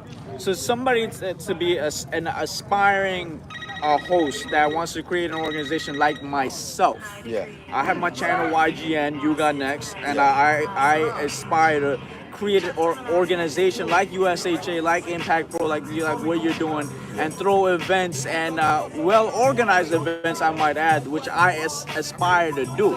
And I'm gonna start off unorganized because I'm a single person. I'm gonna make some mistakes as I go, and I'm gonna try to do it as big and professionally as I can. But when I start off, it's gonna be small. Obviously, I'm one person. I don't have much resources. Yeah. So, what's your advice to me?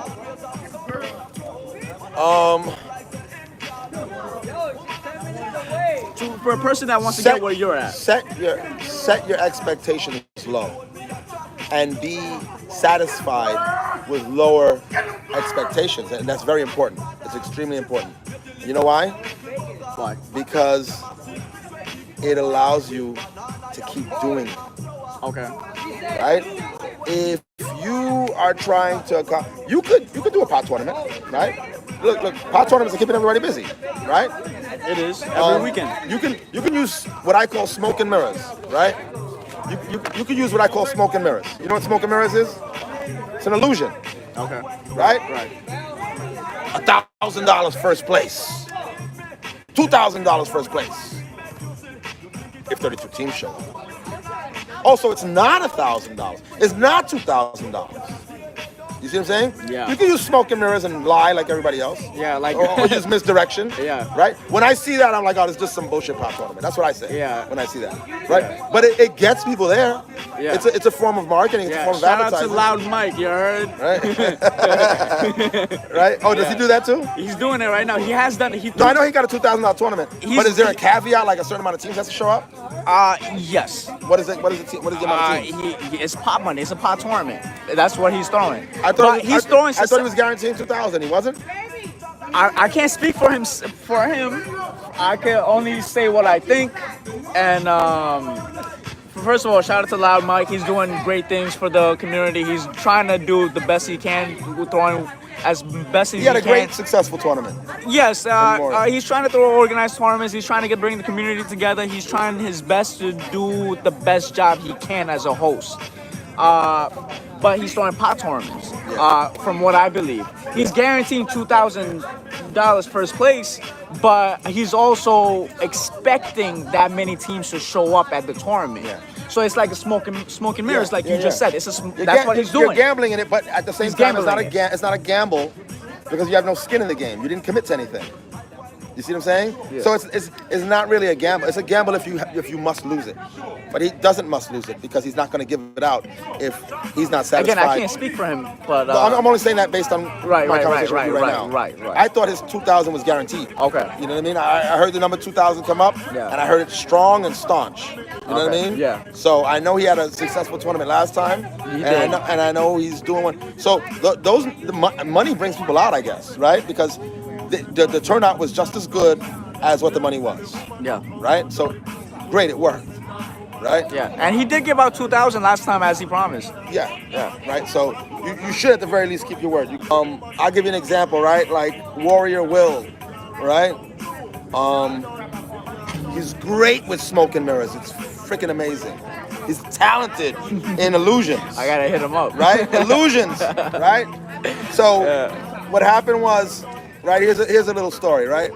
So I believe the King of the Courts was not going to happen one year, right?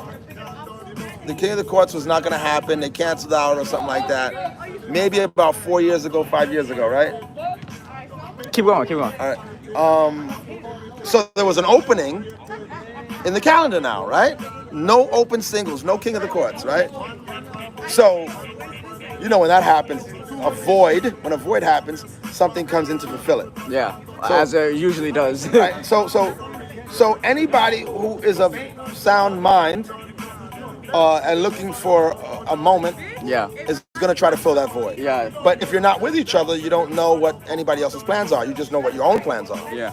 So I said, oh, shoot, I'm going to throw a tournament. U.S. Open's not here. The King of the Court's not here. I'm going to throw a tournament. That's the birth of the U.S. Open. King of the Courts was not going to show up. What year was that? It's like 4 or 5 years ago. Okay. And so almost 2020 or after 2020. Something like that. Yeah. Something like that. Okay. Right? So the birth of that was the absence of the King of the Courts, right? Okay. And I was just looking for a window, and they opened up the window, right? Yeah. At the same time, What a beautiful substitute, though. Oh my God. right? Yeah. It was attractive. Yeah. Right? At the same time, Warrior Will comes into Zariga. Yo, I got an idea. I'm throwing a singles tournament. Can you sponsor it? I said, Will, how can I sponsor it? I'm throwing my own. I got my own. I'm throwing. So there was a little bit of like, I don't want to call it friction, right? But it was looking like it. There was a little bit of tension. Tension is a good word. Okay. Now we're rival hosts trying to fight our way into this area, this window where King of the Court is And this missing. is before you threw the actual U.S. Yes, Open. Okay. yes. So now we're both jockeying for dates, and I established mine, and his was established on the same day. Damn. So I said I'm not changing mine, and so because I had Zariga already. Can I get the car keys? Because I had Zariga already, I'm able to promote it in Zariga because I own the brick and mortar facility, right? You cannot post flyers in my place for yours.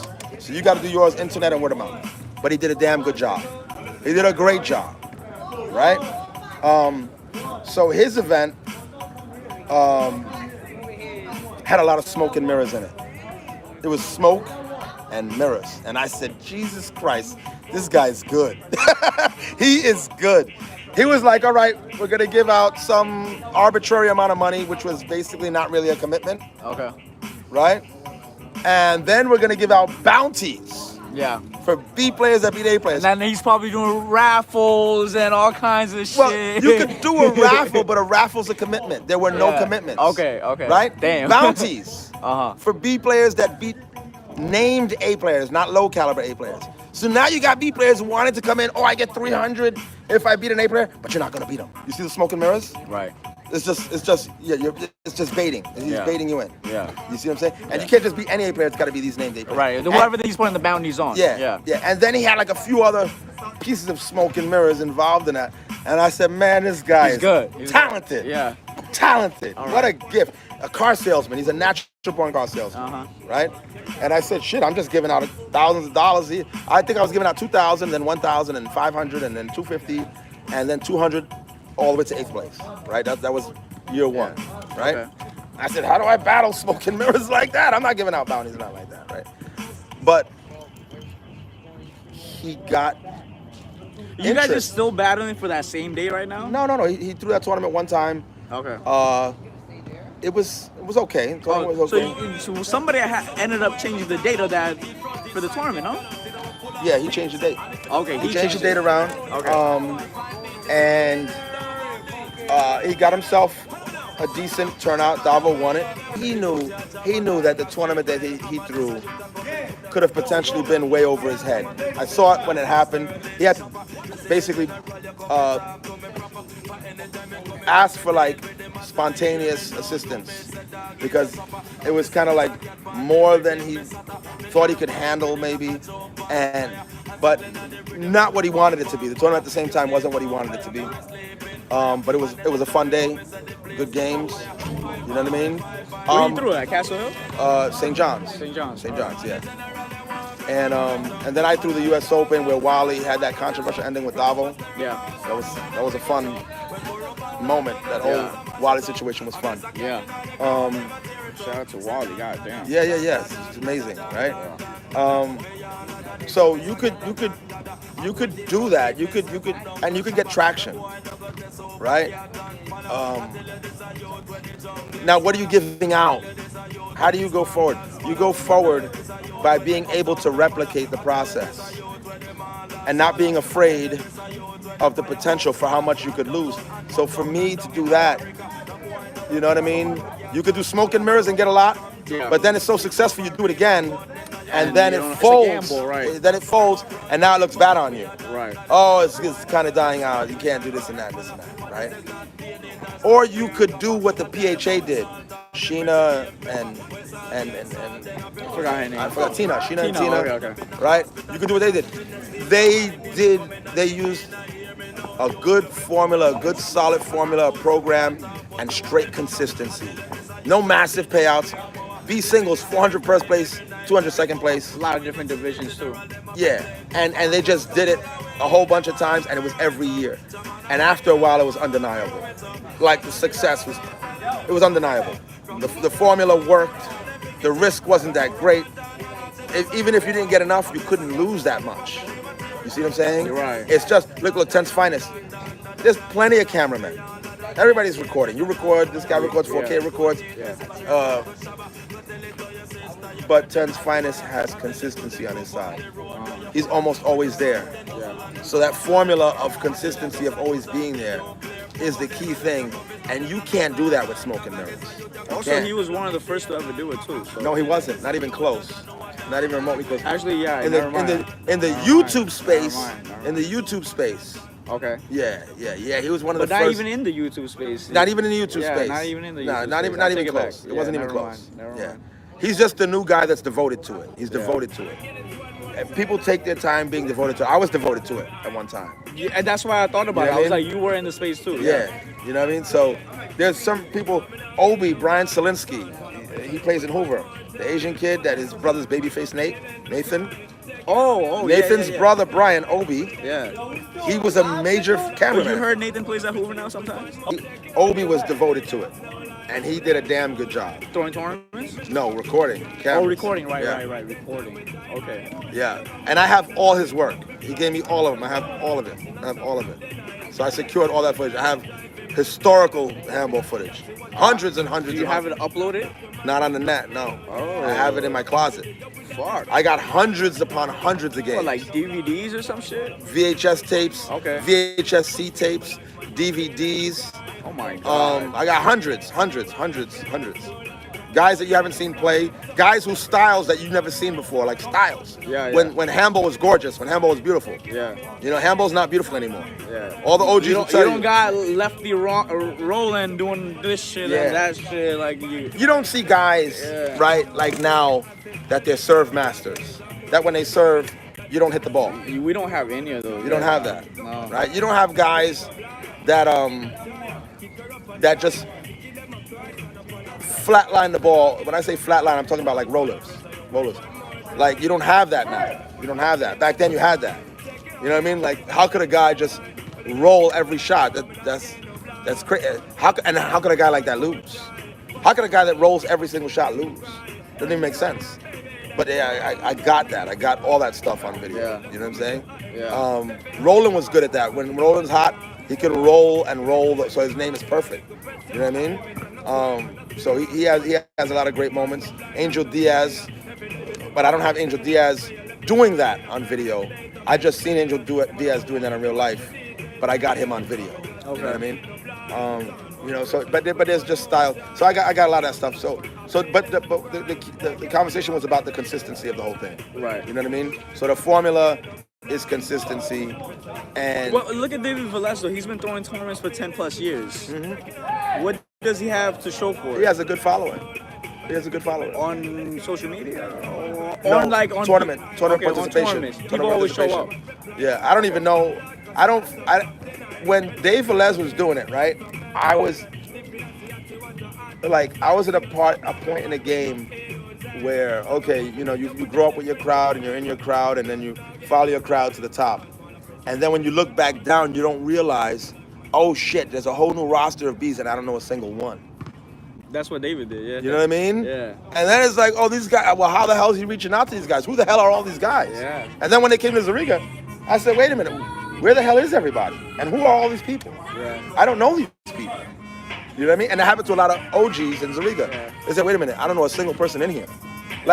And then when you do that, Saeed is gonna do the same thing. You're gonna come up with all these guys, and in about 4 years, you're gonna be like, yo, who the hell are all these people? It's gonna happen to you too.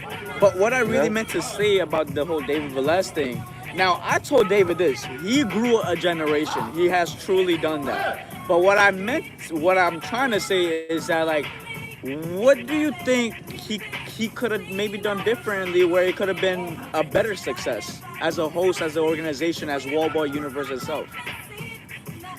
To compete with you as Zariga, you know, and stuff like that, US Open, to compete with that. Because if he's been doing it for 10 plus years, he could have done something more different. Dave Velez Shout out to you, Dave. Facts. Dave, you know, I spoke this to you. I told you a bunch of times, stop throwing tournaments. Don't throw tournaments anymore. I told him that a bunch of times. I say he's such a good player. Focus on handball because you're such a freaking good player. How could you throw tournaments and then focus on your game? That's gonna take away from your game. Yeah. But he did not listen to me, and he still became a top 4 player. Yeah, a king of the court champion. Right, king of the court champion, and still had great turnouts to his tournament. What Dave Velez was missing was backing from the top echelon of the game. So because he didn't have the backing and the confidence of the top echelon of the game, he was missing an element of confidence and word of mouth across the field. And so he couldn't transcend that space. So if you look at... Are we talking about like a bigger audience? Like even like been more than he has? Yeah. But I'm talking about more like a business way. If you're talking about in a business way, what can he do in a business way?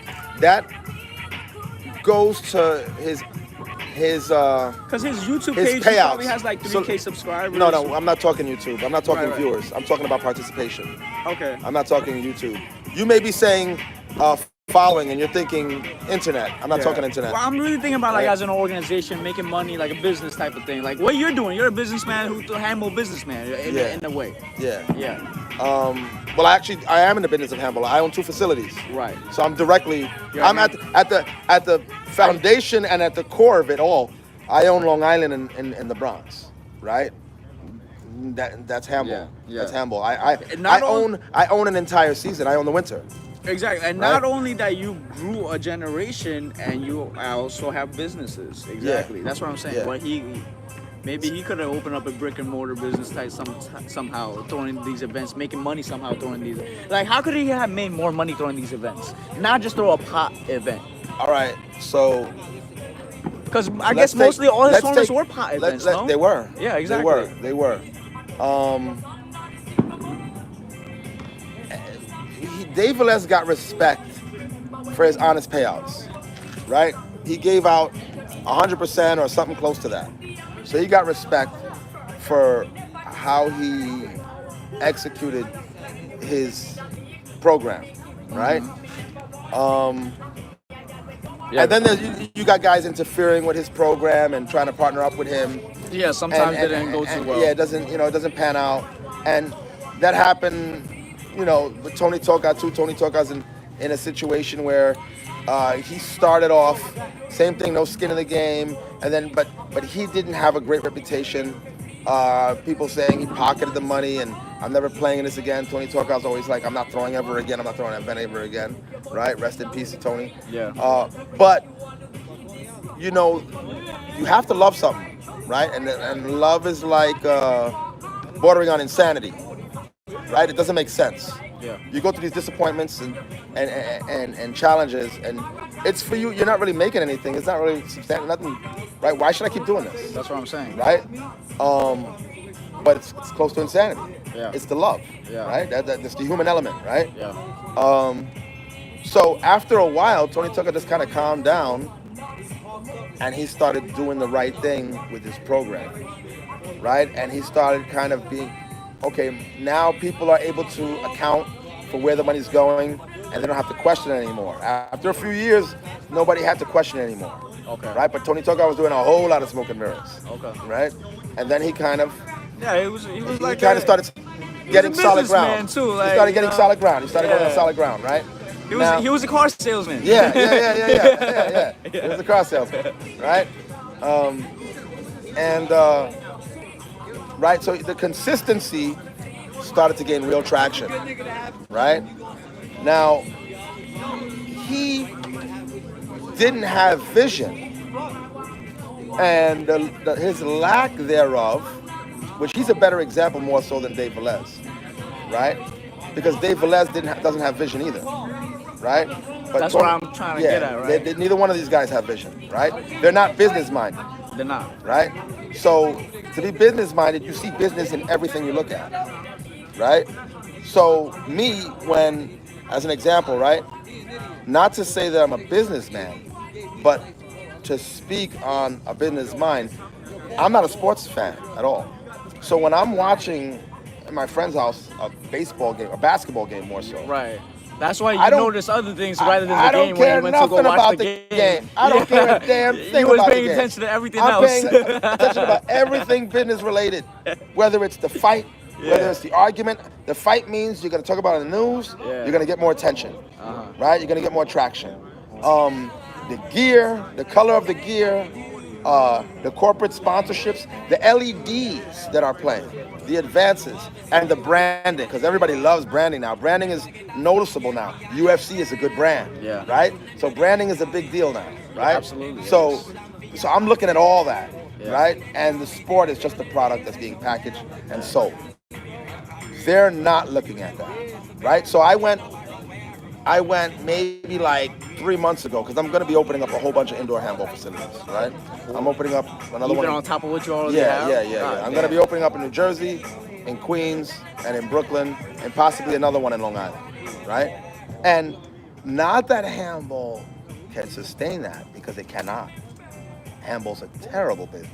I was gonna say It's like, a bad business. Okay, It's I was gonna ask you. So yeah. you're making money doing this? It's a bad business. Okay. But you, like I said, love is close to insanity.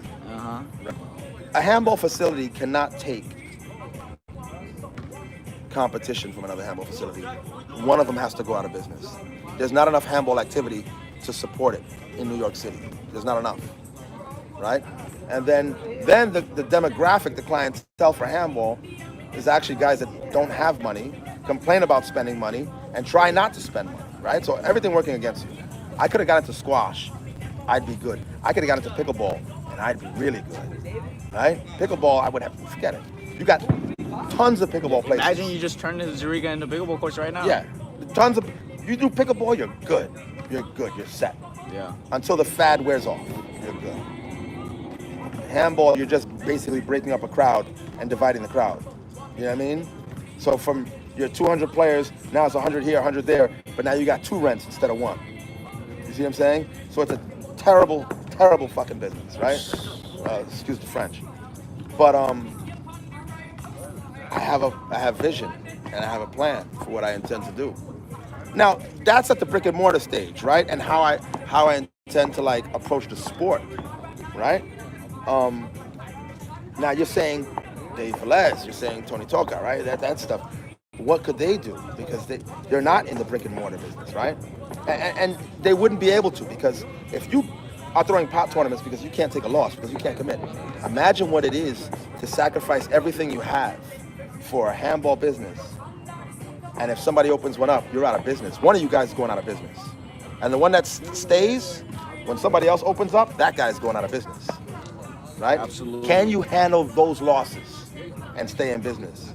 They would never be in the game. Yeah. And they never Or was. you could better your life. You could get a house. You could get cars. You could do vacations. Why waste your time on that when you could better your life? You could start a business that makes money. Those things are not good business, right? So essentially, they couldn't even done it if they wanted to. you shit yourself. You lose your hair. You lose your hair. Imagine somebody throws a tournament. You own a handball business and somebody throws a tournament somewhere else or goes outside. You lost all your business for the day because they went under the bridge for free. Imagine these guys are getting lights now. Yeah, at parts, yeah. Like They're getting got right. lights. They're getting lights right now. Yeah. Yeah. It's devastating. It's devastating. It's devastating. It's catastrophic. Who could sustain that? Who could sustain something like that? You don't have to be insane. You'd have to be rich already. You see what I'm saying? All right. March hits. It could be cold. It doesn't matter. They don't want to be indoors. Right. So basically, your business ends in March now. Back in the days, handball indoors was September till April or May. Now it's really like November to the end of February. See how much it shrunk? Yeah. It's horrifying. Yeah. So you got December, January, February, and then almost March. So now you got 4 months out of 12 months, but you got to pay rent for 12 months. You got 4 months where you're making some kind of money. Some kind of money, not even a lot. Yeah, because some guys are going to Florida for tournaments. Some guys are playing outside on the lights, right? Mind you, if somebody opens up or throws a tournament somewhere else, right? Forget about it. So you have to have vision. You have to have a vision. And you Now, gotta have skin in the game. well, you already got skin in the game. Right. The thing is not letting your skin get peeled off, Now right? you're Or preventing- you'll get skinned alive. Right. You'll get skinned alive. Right. Right? So, you have to do it out of love, and you have to be able to sustain it, because it won't sustain itself. It won't. The handball cannot sustain these businesses. It can't. But I want to create and make, and so for the youth. But like I said, the heads of state are going to focusing on the youth, and we're going to bring in a brand new batch, and we're gonna grow So the game. your plan is to focus on the youth. Yeah, a bunch of us are, a bunch of us, and we have to keep them. Look, Timbo was one of my juniors. Tyshawn is one of my juniors. Ariel, that was here today, is one of my juniors. They are now my customers, keeping me alive. I never had no idea that they were going to be my customers. I never had any idea that, I'm doing this, and they're going to be the ones keeping me alive. I had no idea about that. But it's a crazy coincidence. That's what happened. I've been devoting to the youth long ago, but they're all men now. Yeah. And now I'm going to do it wholesale. Yeah. You know what I mean? I'm going to do it at a whole nother level. But so are the other heads of state. You know what I mean? I really liked how today there was a lot of gloves being sold because of, the weather and whatnot. Yeah. That was good. That was good. good. Merchandising is a big deal. You know what I mean? Anything you can do to merchant, whether it's food, vending, and stuff like that. And that's the vision that I said that Tony Tucker was lacking. Right? So Tony Tucker was lacking that vision. I told Tony, I said, you know what, man? I went to like 3 or 4 year tournaments, man. I'll hook you up with some sponsorship money. Let me run the vending. And he didn't have anybody running that. He just throwing his tournaments and leaving. I looked at his place. I see he's over there in Grand Central Park. I said, there's nobody out here selling a damn thing. And there's no stores anywhere in sight. There's not. It's an opportunity. It's an gotta opportunity. walk like literally blocks. Yeah, it's an opportunity. So they didn't have that vision at all. You know what I mean? When I'm seeing a congregation, Yeah. you know what I mean? It's a congregation of people, and you're not taking advantage of it. You're not. You know what I mean? I throw the U.S. Open, and I invest a lot of money in it. But with all the merchandising and the sales and the food and everything, I recoup a good chunk of that back, right? And when I threw the free doubles tournament in IS-10, I gave out like $3,500 in prize money. It was free to enter, right? Like 68 teams showed up. With the vending, I recouped every dollar back, and the tournament was free. Imagine if I would have charged an entry fee. You see what I'm saying? So people are running around here without vision. So the U.S. Open, you plan to bring it back, right? Yeah, it's coming back. And this will be your when the next one you throw, it will be how many tournaments have you thrown in the U.S. Open now? I think like 3 or 4. 3 or 4. So this is possibly the 5th one, right? Yeah. Okay. So that's already a huge what's it called commitment to this event. Yeah. So has the event been breaking you even? You've made profits, or are you losing money on this? I never profited.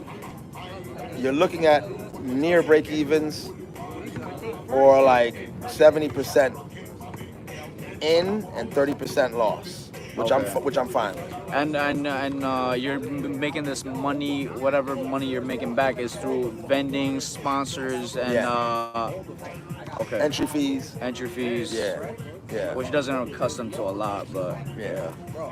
I mean, it doesn't even entry fees. It's a base, right? It's a base. It's a start. You start somewhere with it. Yeah. Then Okay. I was selling hats and shirts and gloves and food and wristbands, and but at the same time I'm paying every ref. But like I said, that's part of the $30,000. That's a $30,000 investment, right? So $30,000 investment, and I could be getting back like 25,000, 26,000 back, and I'm down 3,000 or 4,000. You know what I'm saying? And I could do better. You know what I mean? There's plenty of different areas where I saw, okay, I could improve this, I could improve that. You know what I mean?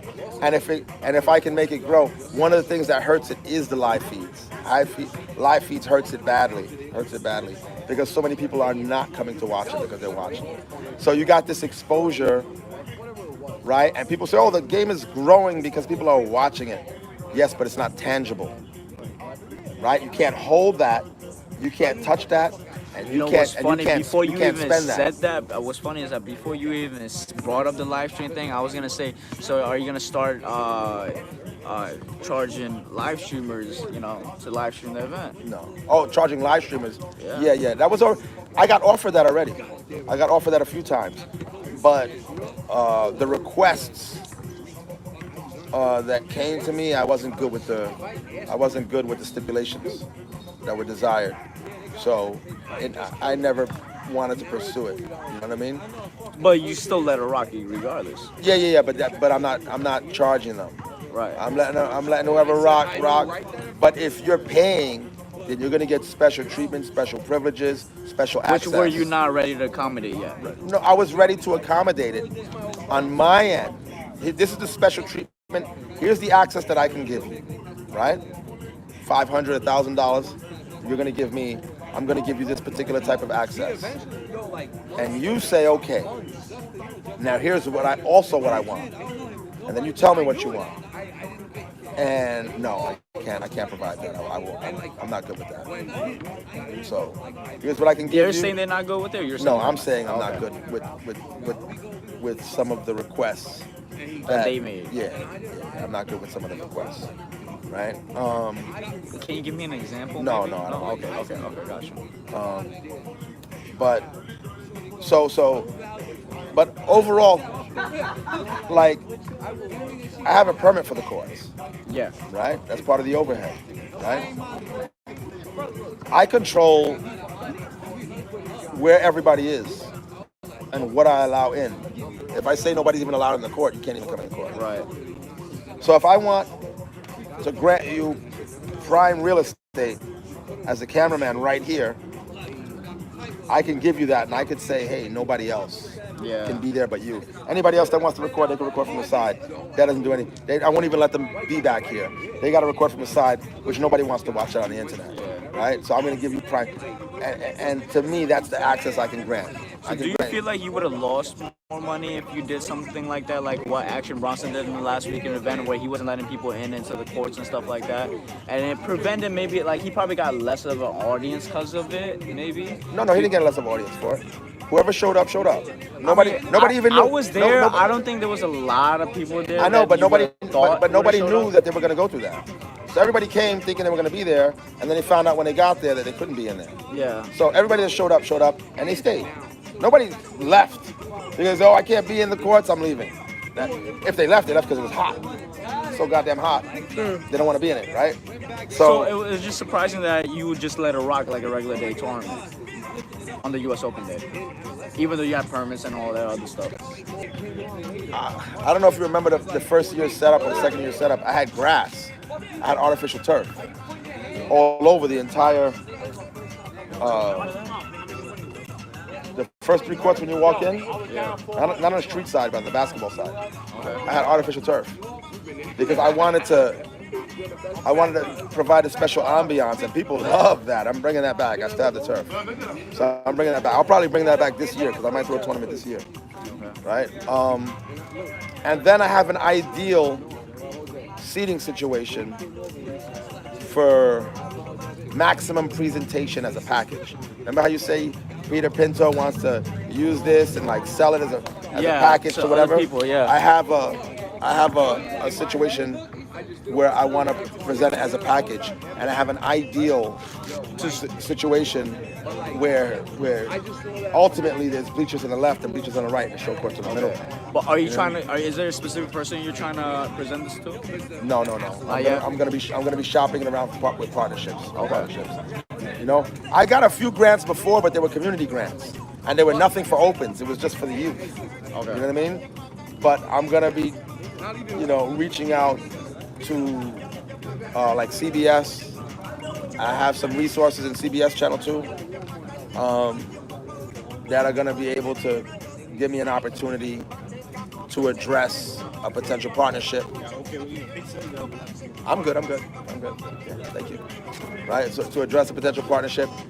And there's a few others, but nothing concrete with a few others. This is something that I need to put groundwork in, but I've been busy for years. You know, I got a whole bunch going on. So that's one of the weak areas. That's one of the areas where I've been, amongst a bunch of other things, because I'm weak in a whole bunch of areas, and that's just one of them. You know what I mean? Everybody's weak at something, right? And I'm weak. I'm weak in a lot of things. Do you think there's been a lot of friction or any friction amongst the years between hosts and organizations in the handball world? Because from what I've seen, I mean, most of you guys all already work together well enough, right? Or could it be better, the collaboration between you guys?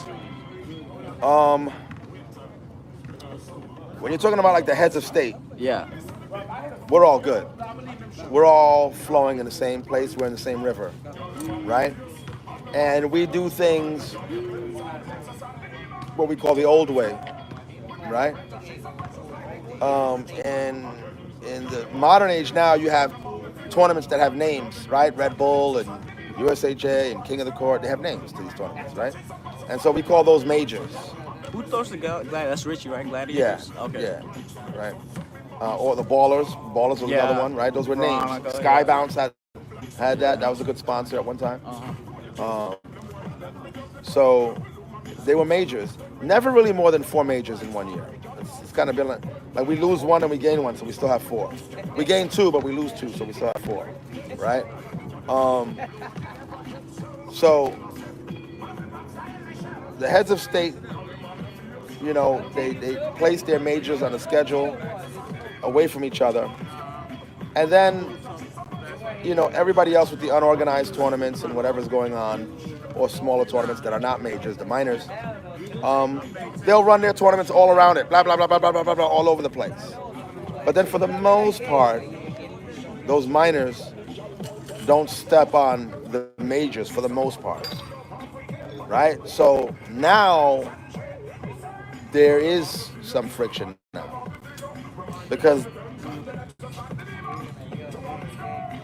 people are people and men are men, right? And everybody wants to be a somebody. Yeah. There's nothing wrong with that. Friction between the minors to the majors or the majors to the majors? The minors to the majors. Yeah, the minors to the majors.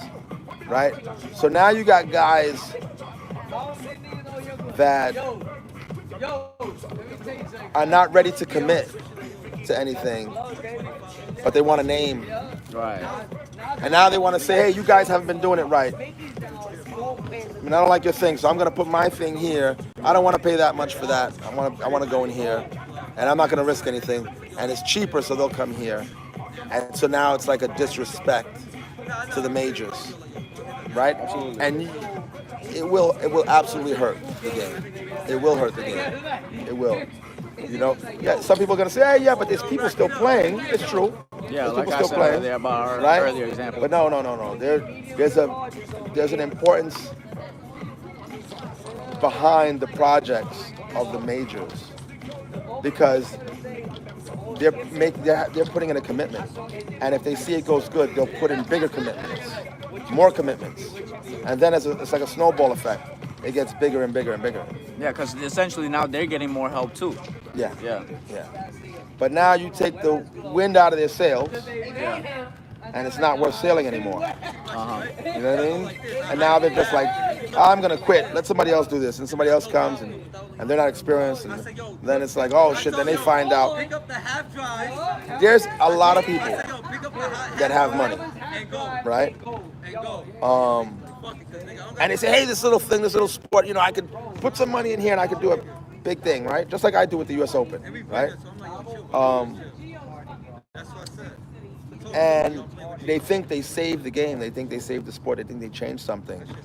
And what happens is that after a minute or two of doing this, you realize that the energy is not there, the buzz is not there, the struggle increases. Yeah. Right? The payout's not as good, and I don't say payout by money. I mean payout by interest, right? Interest. If people showing up in the next Even event, spectating, yeah, right? Players participating and spectators, right? The interest. And so what happens is you start to pull back until the clock ticks and stops ticking. Look, it's 2025 right now, and the biggest thing in terms of a payout that exists is the U.S. Open. Yeah. right? $10,000 first place. Nobody really has that now, right? Yeah. I was doing that hopefully because I started a lot of trends, right? Like I started Thursday tournaments and then other people did it. So I was like, good. Now I won't do it. Now it's still going on. See that? So, and my intention was, okay, I'll do this U.S. Open. It's 10,000. Somebody's going to copy it. The pay scale is going to go up, and it did. The pay scale did go up. King of the Courts. When I did the U.S. Open, King of the Courts pay scale went way up. It was the highest ever when Dave Bless won it. They never went that high. Okay. But you see, when competition goes up, the scale goes up. So I raised the bar, and people follow that bar. I just thought that it was going to be more pronounced. You didn't know it. See what I'm saying? I had no It has to be more pronounced, right? And then it has to be consistent, Yeah. right? And that's what it wasn't. Nobody said it, and then nobody followed it up consistently, right? But I thought if I raised the bar is going to get raised. And I think some other payouts were good. I think Carlos Centeno had like a $5,000 or $10,000 doubles or something like that. The Buddha. The Buddha went up. Yeah. But I think he might have done something else too, right? But he's had opportunities to have those big payouts earlier, but he just made a strategic decision to not do that until it was safe to do it and reasonable to do it. Yeah. You know what I mean? But I figure once that thing goes up, the pay scale goes up, everybody will do it. And then I can pull back, and now handball's changed. There you go, I made a change. You see what I'm saying? Now that's 2025 we're in right now. That's where we're at 2025. 5 years later. But you go back 20 years to to 2004, 2005, Okay. we had the CPQ in Miami. Prize money's $25,000 back then. You know what I mean? $15,000 back then. $12,000. CBQ, where is this? CPQ is in Coney Island and in Florida. Oh. It's Kearney Trucking, right? Oh. Kearney Trucking, CPQ, right? Yeah, I heard something happened to that guy and he disappeared. He died. Oh, shit. Yeah, he died. He died of like a heart problem or something like that. But I think he got locked up before he died or something like that. But he was putting out a lot of money. So I heard, yeah. And he had a lot of resources, and we had crazy experiences, right? That's when I realized handball was a community. I was in handball for a long time and didn't know that it was a community. I didn't know that was a sport. Me too. I was just in my daily park playing every day. Yeah, I didn't know, right? Until that. When I was in Florida walking the street and I see the homie from West Fourth across the street, I'm like, oh shit, we got each other. We got each other. Down the store, I go in the store, another one. I said, oh shit, this is a thing. Yeah. We're in a thing. And I didn't know it till then. I was late to the whole idea, right? Okay. And this is 04. This is 04, Oh, shit. right? Big money, restaurant news. The news is there. Newspapers covering it. He called in all his resources, right? Yeah. And we had a good thing. But the same thing happened to him. Interest went down. The struggle to Keep up with that. went up. That went up. The struggle went up. Interest went down. Turnouts decreased because the flavor wears out. If I said $1 million, everybody would show up. Yeah. But then next year it's $1 million still. Okay, less people show up. We already had $1 million. It gets old. You see what I'm saying? So crazy. It gets old, That's just so right? crazy. And so now the struggle goes up, and Yeah, because there's not enough players. Okay, I'm gonna keep that in mind because There's that's a true, real fact. Yeah, Right. there's not enough players, Yeah. right? Don't try to hit a home run and expect to hit another home run. Yeah. Oh my God. Yeah, that's why I said Yeah. make your expectations low. Yeah. You Be did say satisfied with it that. Yeah. so that you can replicate it.